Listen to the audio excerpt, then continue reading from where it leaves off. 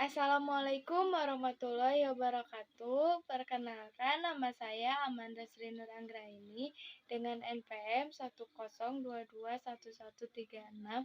Saya dari kelas C13 dengan Kaprodi S1 Akuntansi. Di sini saya akan menjelaskan Ma'rifatul Insan atau mengenal hakikat manusia. Maka dari itu, mari kita simak videonya bareng-bareng ya teman-teman. Mudah-mudahan bermanfaat ya.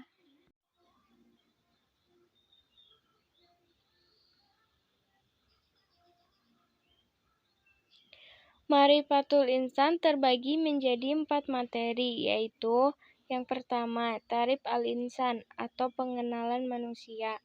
Yang kedua, Hakikatul Insan atau hakikat manusia. Yang ketiga, Taqolatul Insan atau potensi manusia. Dan yang keempat, Nafsul Insan atau nafsu manusia. Di sini saya akan menjelaskan materi yang pertama dulu, yaitu Ta'rif al-Insan atau pengenalan manusia.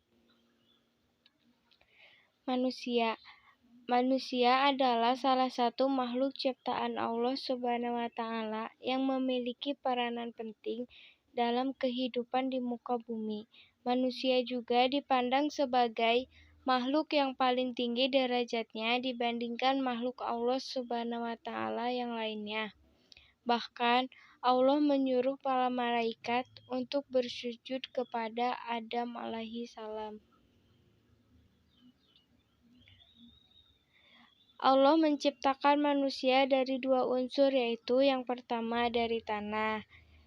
Sudah dijelaskan dalam surat Al-An'am ayat 2 yang artinya, Dialah yang menciptakan kamu dari tanah, kemudian Dia menetapkan ajal kematianmu dan batas waktu tertentu yang hanya diketahui olehnya. Namun demikian, kamu masih meragukannya. Yang kedua adalah ruh. Dalam surat As-Sajdah ayat 9 yang artinya, kemudian Dia menyempurnakannya dan meniupkannya roh ciptaannya ke dalam tubuhnya, dan Dia menjadikan pendengaran, penglihatan, dan hati bagimu, tetapi sedikit sekali kamu bersyukur. Yang selanjutnya, unsur manusia. Unsur manusia terbagi menjadi 3. Yang pertama ada kalbu atau hati. Secara syariah, kalbu diartikan sebagai segumpal daging yang mana baik buruknya akan memberi dampak besar terhadap jasad seseorang. Yang kedua, akal. Menjadikan makhluk yang paling istimewa bagi manusia.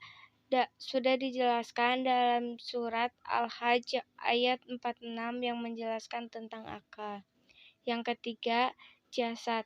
Sangat mudah dikenali karena ia dapat kita lihat dan kita raba.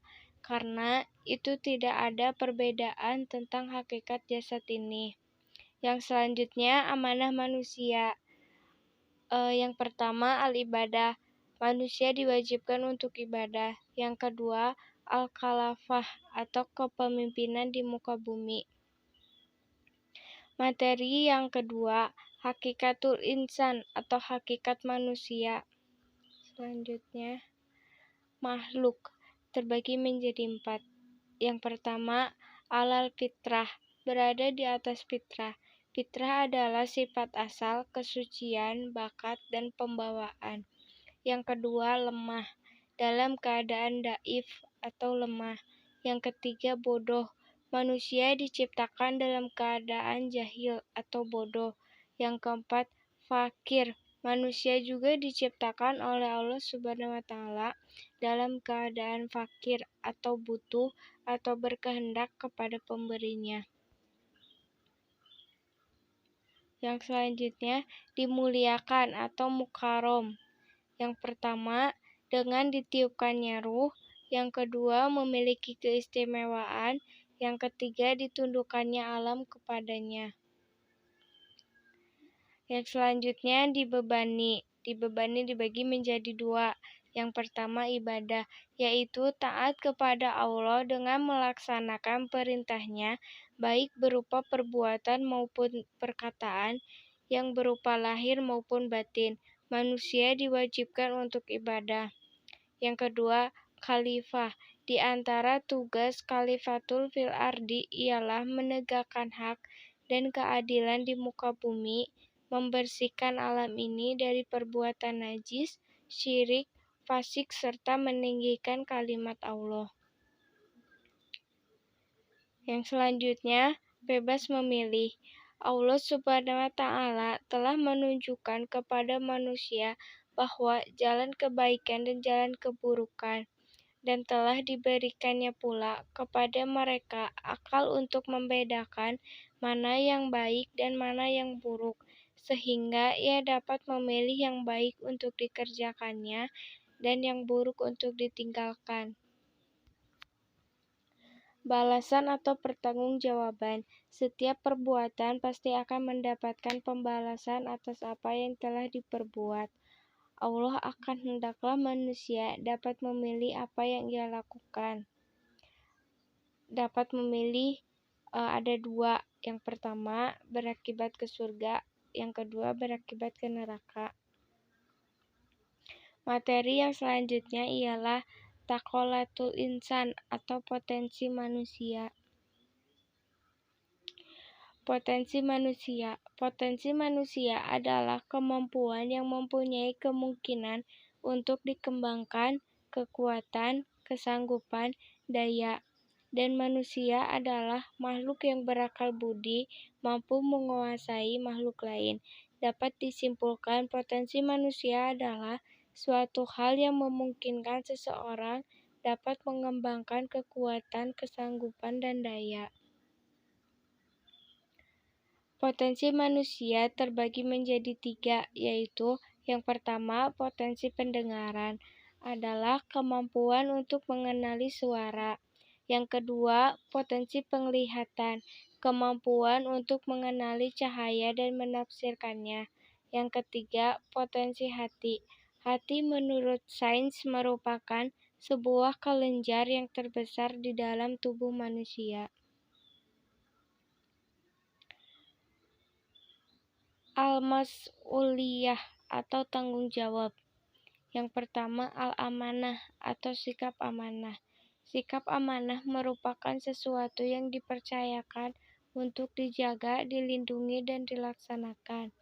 Al-hiyanat, mereka yang tidak mau menggunakan potensi dirinya untuk beribadah diumpamakan oleh Allah Subhanahu wa Ta'ala dengan berbagai perumpamaan yang hina seperti anjing, kayu, batu, keledai, laba-laba, dan lain-lain.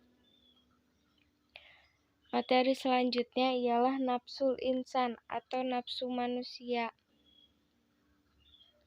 Definisi jiwa. Jiwa atau jiva berasal dari Sanskerta yang artinya bersih kehidupan. Dalam berbagai agama dan filsafat, jiwa adalah bagian yang bukan jasmania, imaterial, dan seseorang. Jadi, nafs atau jiwa adalah dari manusia itu sendiri, nyawa, ruh, yang menyebabkan adanya kehidupan. Sifat yang mendorong manusia untuk melakukan sesuatu perbuatan dan perasaan pada diri manusia. Nafsu manusia terbagi menjadi tiga, yaitu yang pertama, nafsu mutmainnah, jiwa yang telah dapat ketenangan, sanggup untuk menerima cahaya kebenaran Sang Ilahi. Yang kedua, nafsul amaratul bisyu, nafsu yang sangat berbahaya apabila melekat pada diri sendiri sebagai seorang manusia. Dan yang ketiga, nafsul lawamah, yaitu menyesali diri. Manusia sangat diwajarkan untuk menyesali apa yang telah ia perbuat.